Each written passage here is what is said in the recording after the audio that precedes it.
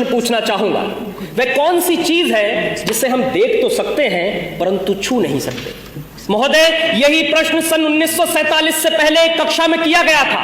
उस समय विद्यार्थियों ने इसके अनेक अनेक उत्तर दिए। किसी ने कहा कि हम आकाश को देख तो सकते हैं परंतु छू नहीं सकते। किसी ने कहा हम सूरज को देख तो सकते हैं परंतु छू नहीं सकते। लेकिन उसी कक्षा के बाहर खड़े होकर पढ़ने वाला एक छात्र डबडबाई आंखों को लेकर खड़ा हुआ और पानी के भरे हुए घड़े की तरफ देखकर बोला, मैं प्यास से तड़प के मर भी रहा हूं, फिर भी मैं इस पानी के घड़े को देख सकता हूं, छू नहीं सकता, क्योंकि मैं एक अछूत जाति का हूं। और वो अछूत जाति का विद्यार्थी कोई और नहीं बल्कि हमारे भारत के संविधान के निर्माता डॉक्टर बाबा साहेब भीमराव अंबेडकर जी थे। आज 75 वर्षों के बाद कक्षा भी वही है, सवाल भी वही है, पानी का घड़ा भी वही है, परंतु अगर कुछ बदला है तो वो ये कि किसी भी जाति का छात्र हो वो सबके साथ में बैठकर पढ़ भी सकता है, खेल भी सकता है, पानी भी पी सकता है। और इतना ही नहीं, इस देश के सर्वोच्च पद पर बैठकर एक आदिवासी महिला राष्ट्रपति के रूप में प्रगति का मार्ग प्रशस्त कर सकता है। ये ताकत दी है हमको हमारे संविधान ने। जब जब बात हमारे अधिकारों की आई है तब तब संविधान ने हमारी रक्षा करी है। फिर वो आईपीसी की धारा 377 से जूझ रहे परलैंगिक समाज के लोग हो, या श्रीकांत बोला जैसे दिव्यांगजनों के लिए शिक्षा के अधिकार हो, या महिलाओं के लिए दहेज कुप्रथा का बोझ हो, संविधान ने हमेशा से रक्षा कर एक सूत्र में बांधने का काम किया है।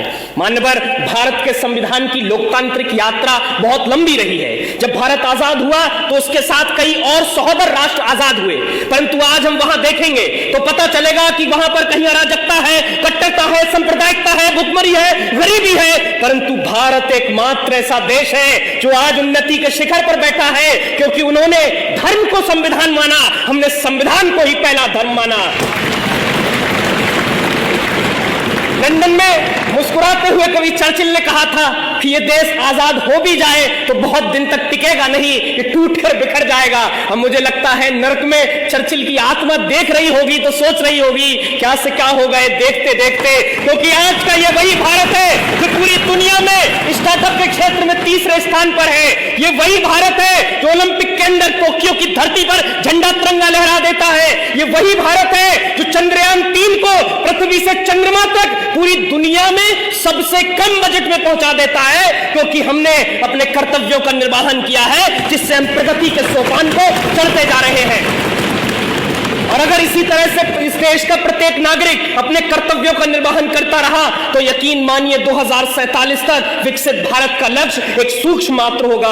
इसीलिए अंत में मैं जाते जाते कहूंगा कि वर्तमान का गूगल हो, माइक्रोसॉफ्ट या पेप्सी को, इन सबको भी हमने दिए हैं अपने भारत के सीईओ। अब भी पूरी दुनिया में सबसे ज्यादा डॉक्टर्स हमारे हैं, खेल जगत में चमकने वाले भी भारत के सितारे हैं। अपने पौरुष के बल पर दुनिया को सदा बतलाएंगे, विश्व गुरु हम कल भी थे, आज भी हैं और सदा कहलाएंगे।